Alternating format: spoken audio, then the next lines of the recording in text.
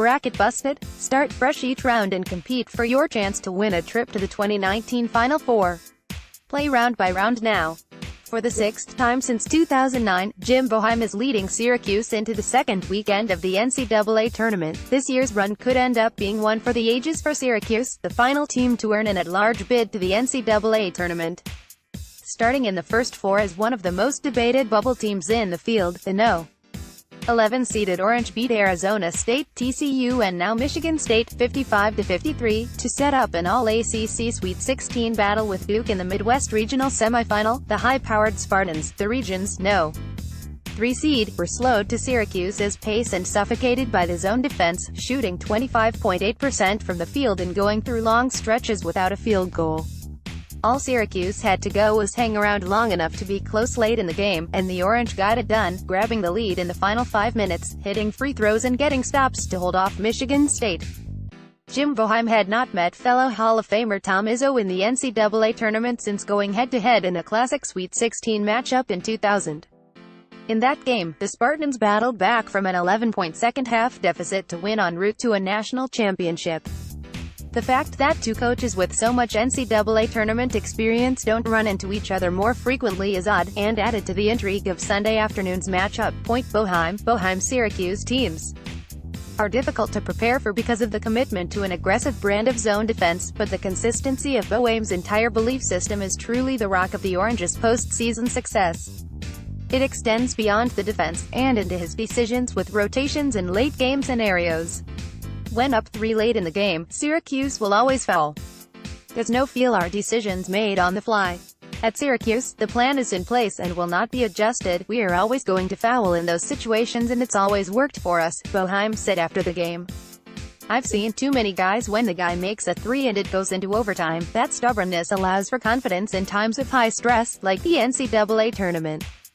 It's powered many deep Syracuse runs before, and now the Orange will try to add to the 2016 similarities with another Final Four run.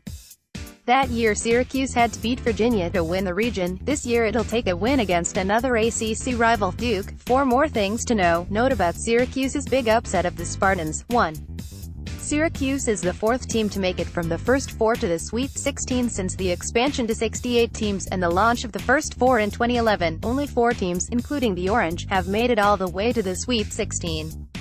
Making things even better for Syracuse fans has to be not only the string of wins but doing so in the face of a selection committee that had them as the very last team in the field of 68. Even moments of Sunday's win against Michigan State seemed like the cards were set for a regression from this high level of competition, like the team that lost 13 times would soon fall behind a Michigan State team that spent most of this year making a good case as a national title contender.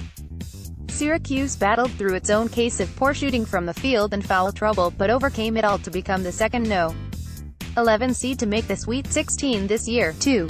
The 2018 NCAA Tournament just lost one of its top title contenders. Michigan State was the 4th most popular national championship pick, finishing on top in 8.7% of the entires on CBS Sports bracket games.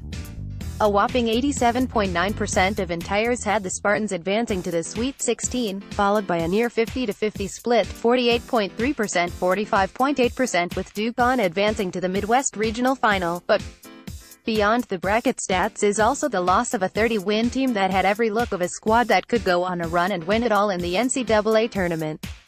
When Miles Bridges buried the game winner against Purdue, you could feel like this was a Spartans team that could overcome almost anything. Clearly not the case, as made evident by the Big Ten and NCAA Tournament. 3.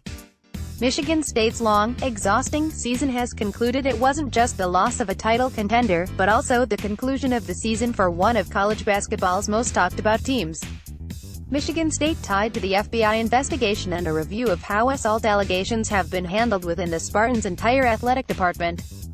All the while Izzo has 2 NBA-ready stars playing together and a team that was capable of winning a national championship. Miles Bridges and Jaren Jackson have likely played their final game for Michigan State.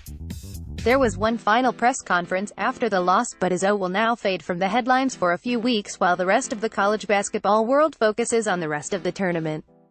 Michigan State always felt like one of many super talented, but flawed, teams in tournament past, seemingly destined for an first weekend exit or Final Four run. 4. Syracuse vs.